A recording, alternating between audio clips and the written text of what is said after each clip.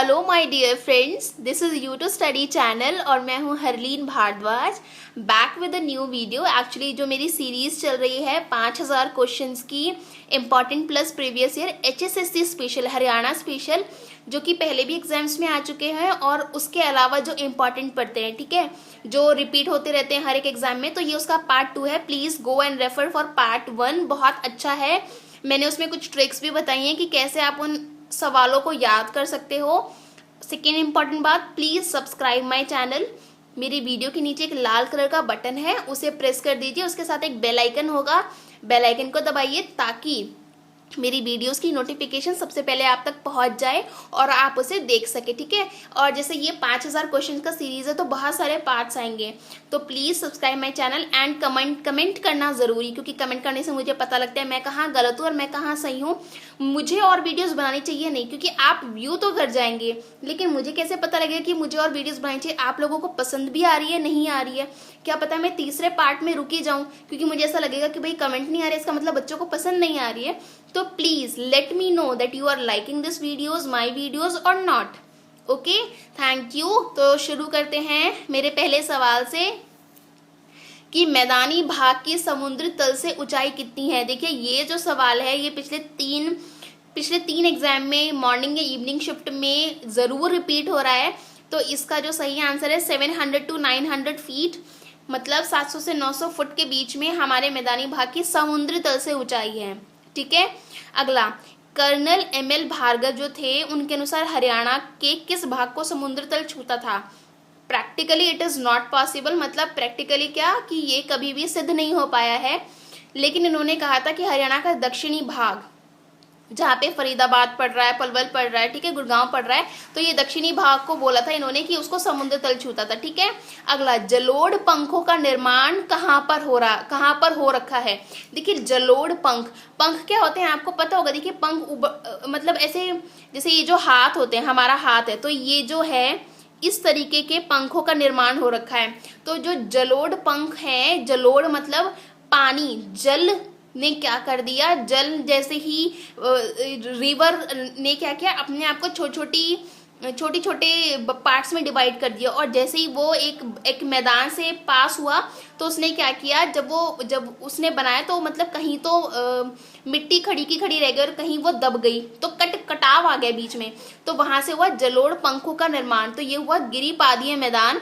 गिरिपाद मैदान कौन से हैं, आपके शिवालिक की हिल्स के जस्ट नीचे गिरिपाद मैदान है, और गिरिपाद मैदान के दक्षिणी भाग में जलोढ़ पंखों का निर्माण हुआ है। I hope you got my point कि जलोढ़ पंख किसे बोल रहे हैं, ठीक है। अगर ये आपका हाथ है तो अगर मैं इसको जलोढ़ पंख बोलूं तो यहां से रिवर जा रही है, ओके, ये अंदर से रिवर जा रही है, ओके। नेक्स्ट, घग्गा यमुना मैदान हरियाणा के कितने मतलब प्रतिशत भाग तक को घेरा हुआ है, मैदान को कितना घेरा हुआ है, तो यह है 93.76 यानी 93.76% भाग को। अगला, घग्गर यमुना मैदान की ऊंचाई कितनी है, तो 300 मीटर से कम है। क्यों कम है, देखिए वो जो मैदानी भाग है वो ऊपर रहेगा, लेकिन जहां पर पानी मिल गया वो तो समुद्र के पास ही रहेगा ना, तो 300 मीटर से कम है। अगला, अरावली की अवशिष्ट पहाड़ियां, सबसे पहले याद करवा देती हूँ, शिवालिक और अरावली। देखिए, शिवालिक से क्या हो गया, शिव हो गया, तो शिव हमेशा कहाँ बैठे हैं भाई, हिमालय में बैठे हुए हैं। तो आपको भी याद करना है कि हरियाणा के नॉर्थ में यानी उत्तर दिशा में कौन बैठे होंगे, भाई शिव जी बैठे होंगे, क्योंकि वो तो पहाड़ों पे बैठे हुए हैं। ऊपर हो गया याद, शिव जी ऊपर है। और अरावली क्या है, हमारे दक्षिण में, तो साउथ में, तो अरावली नीचे है। अरावली क्या है, राजस्थान से निकलती हुई हरियाणा में कुछ एरिया को घेरती है। और शिवालिक भी क्या है कि वो जो हमारा हिमाचल प्रदेश और उत्तराखंड आता है, तो उस वहां पे शिवालिक की पहाड़ी है, और हमारे उत्तर के थोड़े से पार्ट को, जैसे पंचकुला है, कालका है, उसको उसने घेरा हुआ है। समझ में आ गया, याद हो गया अरावली और शिवालिक कहाँ पे है। तो शिवालिक की जो अवशिष्ट पहाड़ियां हैं वो कितनी है, 3.09%, और उपशिवालिक तथा शिवालिक की पहाड़ियां कितनी है, 1.38%। इसको याद ऐसे ही करना है, उपशिवालिक ऊपर है तो शिवालिक ऊपर है, तो आपको पता है कि हरियाणा में पहाड़ बहुत कम मिल रहे हैं, तो वो कम है। और अरावली की अवशिष्ट पहाड़ियां नीचे हैं, तो हमारे पास जो बांगड़ एरिया है जो कि राजस्थान के थ्रू आता है, तो वो थोड़ा सा ज्यादा है, इसलिए वो थोड़ी सी ज्यादा है, 1.38%, और वो है 3.09%। ओके, याद हो गया। अगला, हमारे यहाँ की जलवायु क्या होता है, क्लाइमेट, जलवायु की इंग्लिश होती है क्लाइमेट, कि there is a difference between seasons and climate. देखिए सीजन एंड क्लाइमेट और डेली का जो आपका बोलते हो कि डेली आज टेम्परेचर कितना है, आज क्या है, तो उसमें भी डिफरेंस होता है। तो हरियाणा की अगर जलवायु क्लाइमेट की बात की जाए तो दैट इज उपोष्ण कटिबंधीय शुष्क महाद्वीपीय जलवायु। प्लीज इसे रट लीजिए, इसे याद कर लीजिए, आपकी जो मर्जी आप वो कर लीजिए, प्लीज इसे याद कर लीजिए। उपोष्ण कटिबंधीय शुष्क महाद्वीपीय जलवायु। एक मैंने बात बहुत ज़्यादा नोट की है कि हरियाणा के बच्चों का जो प्रोनाउंसिएशन होता है, मैं भी हरियाणा से ही हूँ, लेकिन जो प्रोनाउंसिएशन है वो बहुत ज़्यादा ही थोड़ा सा बुरा हो जाता है। तो ना आप जितना हो सके उसे सुधारने की कोशिश कीजिए थोड़ा सा, ठीक है, थोड़ा सा सुधारने की कोशिश कीजिए ताकि आप उसे स्पष्ट और साफ पढ़ सकें, बोल सकें। अभी थोड़ा कोशिश करेंगे तो अच्छा रहेगा।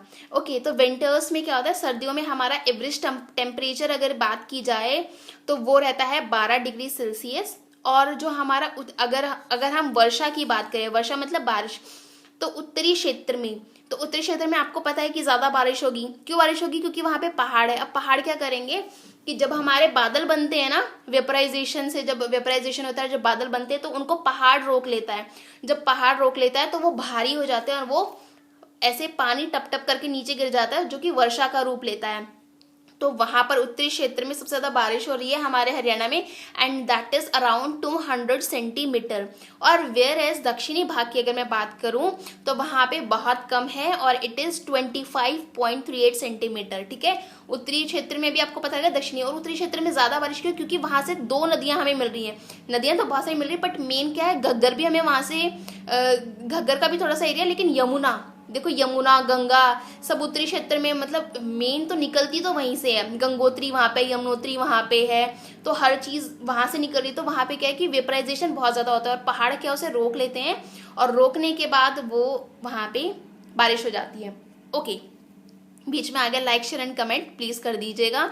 कमेंट करने में कोई ज्यादा दिक्कत नहीं होती, जस्ट आपको थोड़ा सा नीचे जाना है, प्रेस करना है और अपने कीपैड को, बटन्स को दबाइए। बटन्स तो आजकल खैर आपके पास तो टच फोन होगा, स्क्रीन होगी, तो आप उस पर कमेंट कर सकते हैं कि मैम इस पे बनाइए या हरलीन इस पे बनाइए, आप whatever you like you can say me, तो प्लीज जरूर कीजिएगा। अगला कि हरियाणा में अगर सर्वाधिक वर्षा की बात करूँ कि सबसे ज्यादा वर्षा कहाँ होती है, तो वो उत्तर पूर्वी इलाके में। मैं इसका कारण बता चुकी हूँ।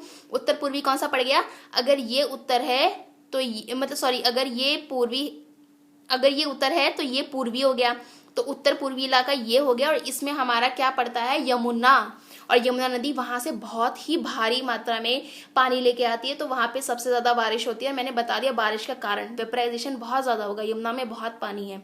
अगला, समर में आपने सर्दियों में देखा होगा लू चलती है। हमारी मम्मी बोलती है कि प्याज रगड़ना चाहिए या फिर प्याज का उपयोग ज्यादा करना चाहिए। ठीक है, समर्स में तो जो लू चलती है वो कौन सी होती है? सब वो होती है गर्म तो होगी, और साथ में होती है शुष्क हवा।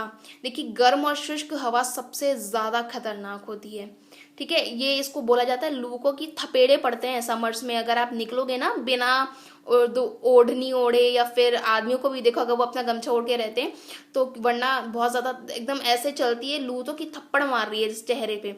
तो ये क्या होती है? शुष्क होती है। शुष्क मतलब जिसमें पानी नहीं होती, जिसमें नमी नहीं होती, क्योंकि जिसमें नमी होगी ना वो थोड़ा आराम से चलेगी, लेकिन जो गर्म और शुष्क होती है वो बहुत तेज चलती है।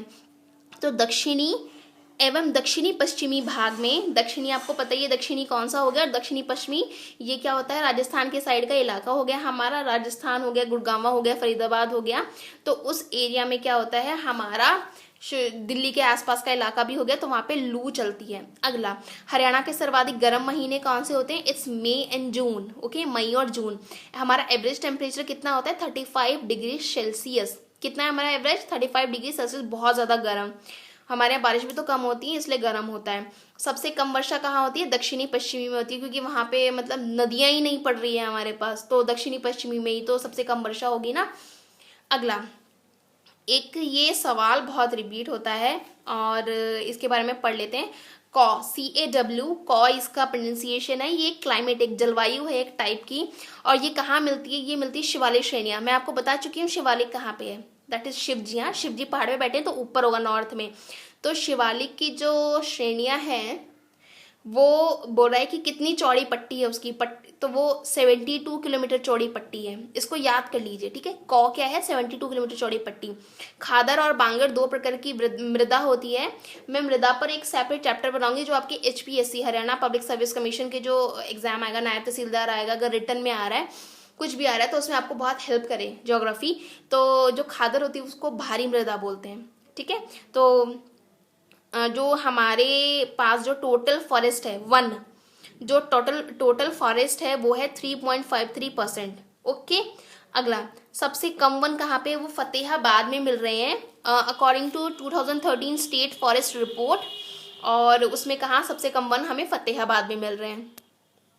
अगर पूछा जाए कि कुल वन कितने हैं, तो 1559 किलोमीटर स्क्वायर, क्योंकि ये किलोमीटर वर्ग में आता है, तो ये कुल वन इतने हैं। इसको याद कर लीजिए, ये भी पूछा जाता है आपकी। अभी आपका फॉरेस्टर्स का एग्जाम है, वाइल्ड लाइफ गार्ड का एग्जाम है, तो ये सवाल आना आम बात है, बिल्कुल। एक ना 1989 और 90 के बीच में एक वृक्षारोपण योजना शुरू की गई थी, ग्रीनिंग ऑफ हरियाणा। तो ये कब शुरू की गई थी? 1989 और 90s के बीच में। ओके।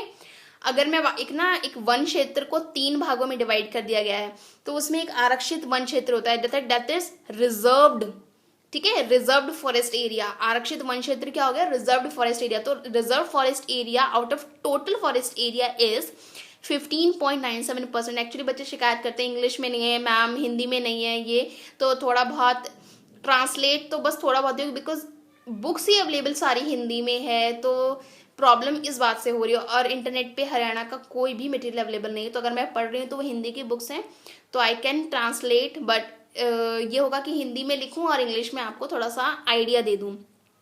ओके। एक होता है वनाच्छादन, एक है वृक्षाच्छादन क्षेत्र। तो 2 हिस्सों में बटा हुआ है। देखिए, वन और वृक्ष में डिफरेंस है। कैसे डिफरेंस है? वन क्या हो गया? हमारे फॉरेस्ट हो गया, फॉरेस्ट का एरिया। और वृक्ष क्या हो गया? जैसे कि आपको पता है कि जैसे हमारे मान लो खेतों में भी वृक्ष लगे होते हैं, और उनपे आपने देखा होगा सड़क पे वृक्ष लगे होते हैं, और उनपे नंबर होता है। क्या करती है हमारी जो फॉरेस्ट डिवीजन होती है ना, वो उस पर नंबर्स लिख देती है पेड़ पे, ताकि अगर बीच में से एक पेड़ भी काट ले तो भी हमें पता लग जाए। और उनका भी बहुत मूल्य होता है, ठीक है। तो ये जो वनाच्छादन प्लस में वृक्षाच्छादन जो क्षेत्र है आउट ऑफ कुल वन क्षेत्र, तो ये कितना है? 6.80%। मैंने आपको दोनों में डिफरेंस बता दिया, वनाच्छादन क्या है, वृक्षाच्छादन क्या है। आम और जामुन का जो पेड़ होता है वो कौन सा वन होते हैं? वो होते हैं उष्णकटिबंधीय शुष्क वन। ओके। हमारे यहाँ जो झाड़ियां होती है वो पंचकुला में मिलती हैं, और झाड़ियां कहाँ नहीं है? वो है जींद में, ठीक है। झाड़ियां मिलती है पंचकुला में, और झाड़ियां कहाँ नहीं है? जींद में झाड़ियां नहीं है। अगला, जो कलेसर राष्ट्रीय उद्यान है, आपको पता है हमारे हरियाणा में टोटल 2 हैं राष्ट्रीय उद्यान, यानी कि नेशनल पार्क्स। और उसमें से जो कलेसर है वो यमुनानगर में, और एक मैंने आपको याद करवा रखा है जो कि कहाँ है? गुरुग्राम में। तो आपको मुझे कमेंट सेक्शन में बताना है कि गुरुग्राम में कौन सा है। देखिए प्लीज बिना कॉपी पलटे, अगर आप पार्ट 1 रेफर कर रहे हो तो इट्स गुड गो, बट बिना कॉपी देखे आप मुझे थोड़ा सा ध्यान करके बताएंगे कि गुरुग्राम में कौन सा राष्ट्रीय उद्यान है, नेशनल पार्क है। ओके। नेक्स्ट 2003 में बना था, ये याद रखिएगा, चौधरी देवीलाल प्राकृतिक park, that is a natural park, और ये चौधरी देवीलाल जी के नाम से शुरू हुआ, और ये यमुनानगर में है। अगला, सुल्तानपुर को जलीय पक्षी हेतु आरक्षित क्षेत्र, मतलब रिजर्व्ड कर दिया गया कि यहाँ पे तो भाई बस जलीय पक्षी आएंगे। तो कब घोषित किया गया था? वर्ष 1972 यानी 1972 में। ओके। आगे एक ना मल शोधन यंत्र है, तो उसको क्या किया गया था? कुंडली इंडस्ट्रियल एरिया जो है सोनीपत में पड़ता है, और बहुत अच्छा डेवलप है। कुंडली के साथ ही राई भी पड़ता है, और उसके बाद दिल्ली का अपना इंडस्ट्रियल एरिया शुरू हो जाता है जो कि नरेला का होता है।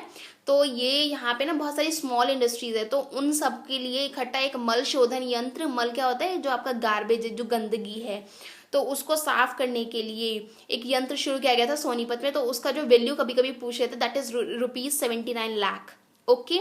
एक क्या है? हरियाणा सामुदायिक करके 1971 में एक योजना शुरू की गई, एंड ये किसने शुरू की थी? ये हरियाणा गवर्नमेंट ने प्लस यूरोपियन संघ यानी यूरोपियन यूनियन ने शुरू की थी, हरियाणा सामुदायिक 1971। देखिए बिल्कुल भी हरियाणा में क्या होता है, बिचलना नहीं है या फिर कंफ्यूज नहीं होना है। 1971 हरियाणा सामुदायिक, एंड 1989 से 90 वाला ग्रीनिंग ऑफ हरियाणा यानी वृक्षारोपण योजना। ओके। बिल्कुल भी भूलना नहीं है। सुल्तानपुर पक्षी विहार 1971 में बना था। जो लसूड़ा एक पेड़ है उसका जो वो भी कौन से वन है, वो भी उष्णकटिबंधीय वन में आता है। हमारे हरियाणा में non biodegradable garbage control act, non biodegradable मतलब नॉन जो नहीं हो सकते, बायोडिग्रेडेबल डिग्रेड करना, किसी को छोटे छोटे टुकड़ों में बांट देना और उसको अंत में संपूर्ण नष्ट कर देना। तो जो बायोलॉजिकल फैक्टर से मतलब अपने आप हमारे इन्वायरमेंट के थ्रू, हमारे पर्यावरण के थ्रू जो डिग्रेड नहीं हो सकते, ऐसे गार्बेज, फॉर एग्जाम्पल प्लास्टिक हो गया, आप चाहकर भी उसे खत्म नहीं कर सकते, तो उनको कंट्रोल करने के लिए एक एक्ट बनाया था 1999 में। हालांकि कुछ खास असर किया नहीं, बहुत बार ऐसा हो चुका है कि प्लास्टिक के पॉलिथीन्स बंद होंगे, प्लीज़ अपना बैग लेके आइए, या फिर मॉल्स में कभी कभी बहुत ज़्यादा प्रचलन आया कि खादी के बैग्स लेके जा रहे हैं, यूज़ कर रहे हैं लोग, कागज़ के बैग्स बनाते हैं, स्कूल्स में ऐसा कॉम्पिटिशन्स रखते हैं, लेकिन ऐसा कुछ नहीं हो पाया।